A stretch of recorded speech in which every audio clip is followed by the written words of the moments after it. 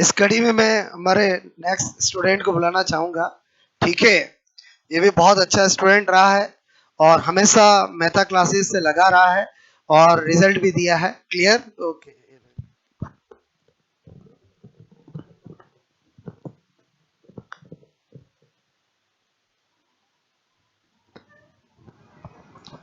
सबसे पहले तो मैं डॉक्टर मेहता सर को बहुत बहुत धन्यवाद देना चाहूँगा कि मुझे एक तो सबसे कम उम्र में सफलता दिलाने में सबसे बड़ा हाथ सबसे बड़ा सहयोग सर का रहा है।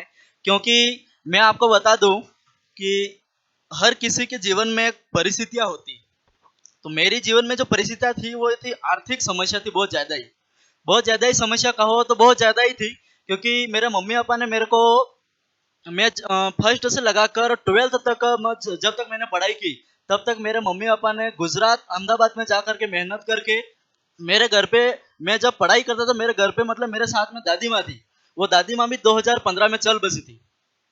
और उसके बाद में मेरे घर पे मेरे साथ रहने के लिए मेरी बड़ी सिस्टर थी, उसकी भी 2017 में शादी हो गई। उसके बाद भी घर पे रह करके मेरे को मेरा परिवार संभालना। और 2018 में मैं 12वीं पास की तब तक मेरे मम्मी पापा ने गुजरात में जाकर के मेहनत करके मेरे को पढ़ाया। हालांकि मैं पढ़ने में खुद की तारीफ तो अब क्या करना, लेकिन ठीक ही था। हर समय मैं स्कूल में टॉपर ही रहा हूँ। 10th में भी मैंने टॉप की थी, 12th में भी टॉप की थी।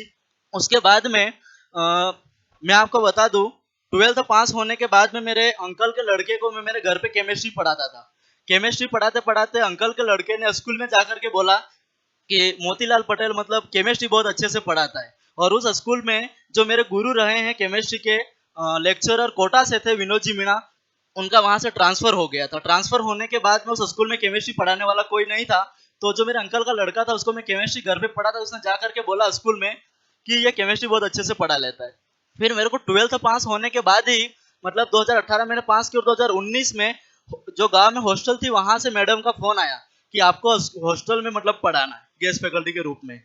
तो मैंने, आप सबको वैसे पता ही है कि 5 सितंबर के दिन शिक्षक दिवस होता है ना।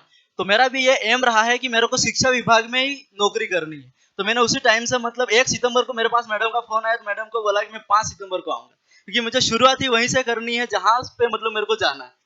तो मैंने 5 सितंबर 2019 से गांव की हॉस्टल में पढ़ाना शुरू किया। हॉस्टल में मैं पढ़ाने गया तो मैडम को मैंने बोला कि मैडम मैं बायो केमिस्ट्री अच्छे से पढ़ा लूंगा। तो मैडम ने बोला कि आपको केमिस्ट्री के साथ साथ बायोलॉजी भी पढ़ानी है। एक काम और ज्यादा थोप दिया। फिर मैंने कहा कि मैडम मैं कोशिश करूंगा।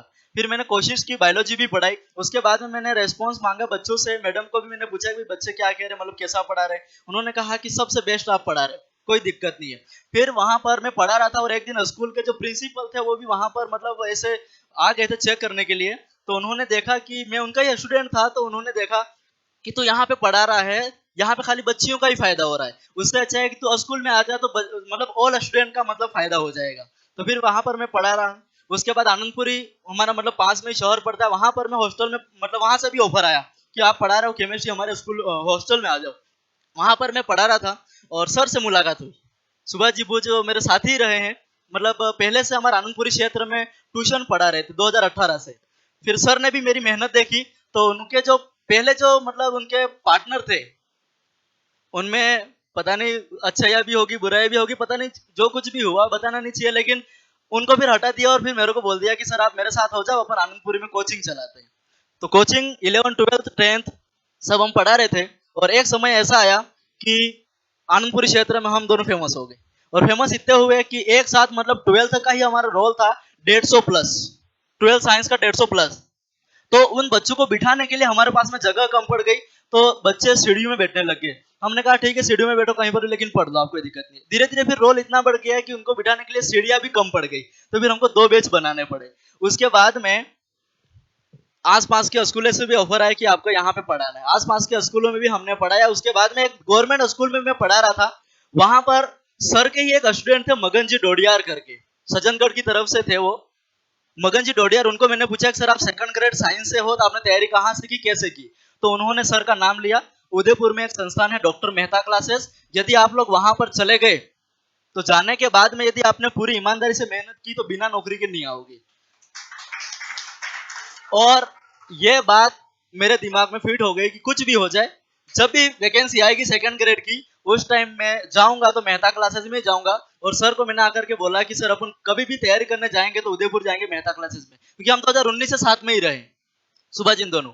उसके बाद में 13 फरवरी को हमने इस कोचिंग क्लासेस में एडमिशन लिया, और उस दिन जब हम एडमिशन लेने आए उस समय हमारी कोचिंग इतनी फेमस थी कि हमारे दोनों की जो इनकम थी वो बताने नहीं चाहिए, लेकिन दोनों की यदि मैं बताऊं तो मंथली 1.5 से 2 लाख हमारी इनकम थी। लेकिन फिर भी वो इनकम हमने छोड़ दी इस गवर्नमेंट जॉब के चक्कर में, और वो पूरी कोचिंग हमने बिल्कुल बंद करके जो मकान मालिक था उसको चाबी दे करके हम आगे कि हम तो जा रहे हैं तैयारी करने, वैकेंसी आ गई है। यहाँ पर आकर के जब 13 फरवरी को रविवार का दिन, उस दिन कोई क्लास नहीं थी, सर ऑफिस में ही मिले और उन्होंने एडमिशन लेते वक्त एक बात हमको बोली थी कि यहाँ पर हमारा उद्देश्य सिलेक्शन करवाना है। वो बात फिर मेरे दिमाग में फिट होगी कि हाँ यार यहाँ पर कुछ तो खास होने वाला है। उसके बाद में मैं आपको बता दूं 13 फरवरी को तो एडमिशन हुआ, और 15 फरवरी को मेरे जो बड़ी सिस्टर की जिसकी शादी हुई थी उन दोनों हस्बैंड वाइफ दोनों को टाइफाइड हो गया और उनको गुजरात हॉस्पिटल में एडमिट करवा दिया। अब 13 फरवरी को मैंने यहाँ पर एडमिशन लिया, 15 फरवरी को घर से फोन आया कि दोनों गुजरात हॉस्पिटल में एडमिट है, तो मेरे को वापस जाना पड़ा। और कम से कम जो हमने सेविंग की थी यहाँ पर कोचिंग के लिए, वो सेविंग लगभग मैंने वहां पर खपा दी। दोनों का बिल बना 1.5 लाख रुपये, क्योंकि दोनों के स्टेज लास्ट पर थे। यदि उस टाइम हमने समय पर नहीं पहुंचा, दोनों की डेथ भी हो ऐसी स्थिति में थे। और यहाँ पर मैंने यहाँ पर जो खर्चा करने के लिए सेविंग की थी वो मैं गुजरात हॉस्पिटल में दे करके आ गया। लेकिन फिर भी यहाँ पर आकर के मैंने मेहनत की, और मेहनत की तो जब लैब असिस्टेंट का एग्जाम हुआ उस दिन पहले जीके का पेपर हुआ, जीके के पेपर में नंबर अच्छे थे। सेकेंड पारी में जब सब्जेक्ट का पेपर हुआ, बड़ी बात नहीं करूं लेकिन 2 घंटे का पेपर था। 2 घंटे में से लगभग मैंने 1 घंटे से लगाकर 1.25 घंटे में सब्जेक्ट का जो पेपर था वो मैंने पूरा सोल्व कर दिया था। क्योंकि अभी सर ने बता ही दिया था कि उस लैब असिस्टेंट के पेपर में जो सर ने प्रैक्टिस पेपर करवाए थे और जो उन्होंने नोट्स दिए थे उनमें हूबहू क्वेश्चन कहो चाहे ऑप्शन कहो कुछ भी चेंज नहीं था। क्योंकि तो उससे मेरे को उस पेपर को सोल्व करने में इतनी आसानी हुई कि मैंने लगभग 1.25 घंटे में वो पेपर सोल्व करके रख दिया था मैंने। और टेंशन ये थी कि जो फर्स्ट पेपर हुआ है उसमें साइकोलॉजी नहीं आई थी, तो साइकोलॉजी का एक, क्योंकि साइकोलॉजी मैंने पहले से ही पढ़ रखी थी, लगभग 25 क्वेश्चन आने की संभावना थी। 25 की जगह 5 क्या एक भी क्वेश्चन नहीं आया। तो टेंशन ये थी कि साला पेपर पास होगा कि नहीं होगा। सब्जेक्ट का तो मुझे पता था पेपर पास हो ही जाएगा, लेकिन फर्स्ट पेपर की टेंशन थी हालांकि। लेकिन सर का आशीर्वाद, माता पिता का आशीर्वाद, सभी साथियों का सहयोग, सबका दुआएं काम आई। और जब रिजल्ट आया उस समय मैं पूरा कांप रहा था कि मेरा लैब में सिलेक्शन होगा या नहीं होगा। तो मेरे दोस्तों ने वो मेरे रोल नंबर मैंने दे दिए थे पहले ही, लगभग 4 और 5 बजे के बीच में रिजल्ट आया था। सबको जो भी सिलेक्ट है उनको पता होगा। उस टाइम मेरे दोस्तों ने रिजल्ट देखा और बोला कि तेरा सिलेक्शन हो गया है।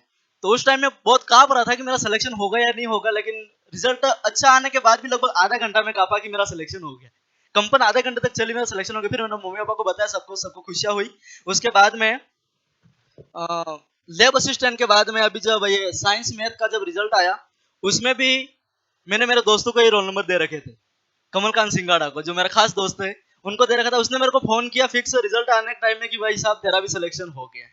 तो लैब असिस्टेंट के बाद में जो साइंस मैथ में भी सिलेक्शन हुआ उसमें भी मैं सर का ही श्रेय देना चाहूंगा कि सर की वजह से ये सब हुआ। बाकी मतलब मेरा जन्म डेट 2001 है और अभी मेरी 21 साल की उम्र है। इतनी कम उम्र में सफलता लेना कोई वो, मतलब मुझे नहीं पता था कि मैं इतनी उम्र में जॉब लग जाऊंगा। लेकिन मेहनत लगान सब चीजें और सर का आशीर्वाद, सर की मेहनत, सब उनके हिसाब से मैंने मेहनत की तो मैं जॉब लग गया हूँ।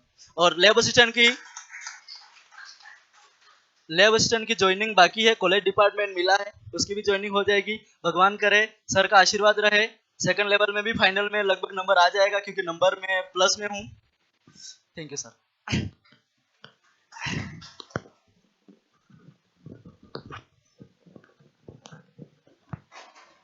बच्चा मेहनती है, डेडिकेशन था।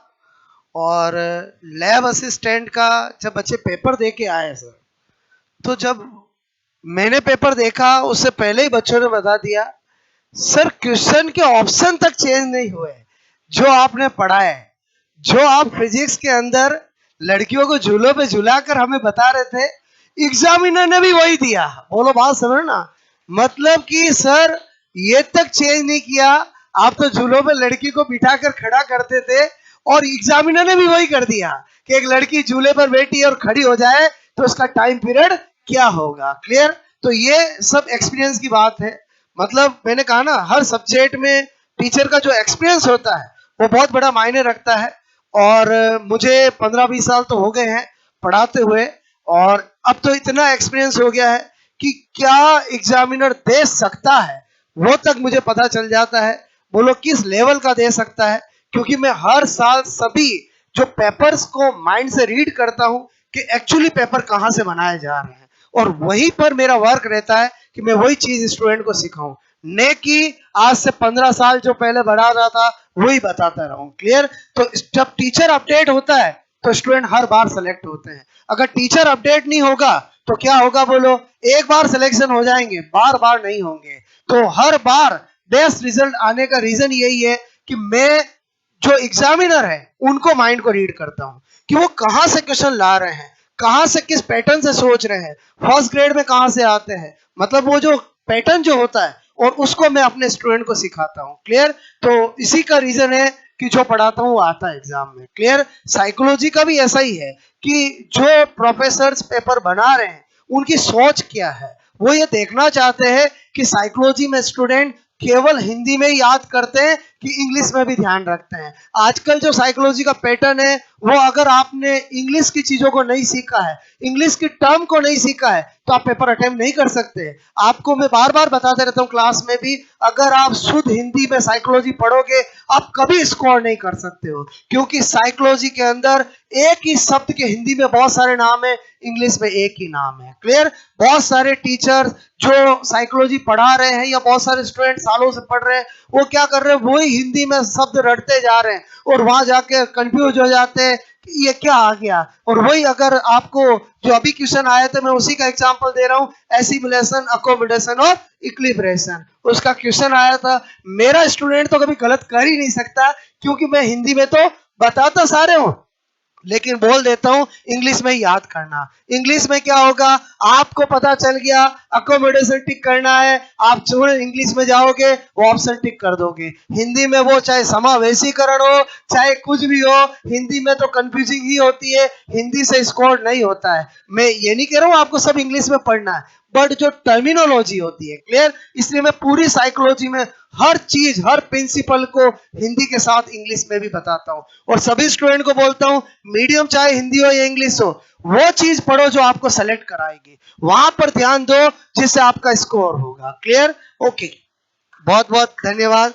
क्लियर? बच्चे को फ्यूचर के लिए बहुत आगे बढ़े, कम एज में 2 गवर्नमेंट जॉब लगी है, और बच्चे का डेडिकेशन है, ये आगे लेक्चरर भी बनेगा और बहुत आगे बढ़ेगा। क्लियर? ओके, क्योंकि मेरे से पढ़ा है और कॉन्फिडेंस आ गया है, तो फिर ये बच्चा रुकने वाला नहीं है। क्लियर? ओके।